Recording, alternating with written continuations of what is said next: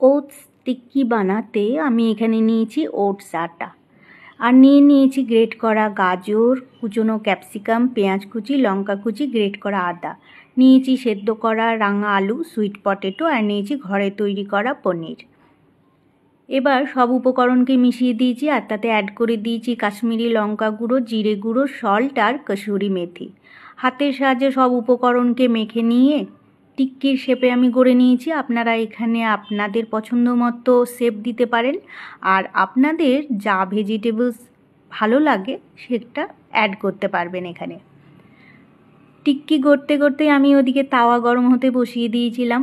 তাওয়া গরম হয়ে গেছে, তাওয়াতে অয়েল ব্রাশ করে দিয়ে টিক্কিগুলোকে সুন্দর করে সাজিয়ে দিয়েছি। এক পিঠ সেঁকা হয়ে গেলেই উল্টো পিঠে আবার অয়েল ব্রাশ করে দিয়েছি, করে উল্টো পিঠও সেঁকে নিয়েছি।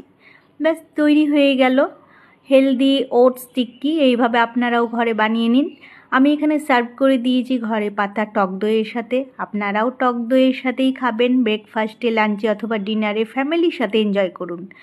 কেমন লাগলো আমার এই রেসিপি কমেন্টে জানাবেন, লাইক করবেন আর ভালো লেগে থাকলে শেয়ার করবেন।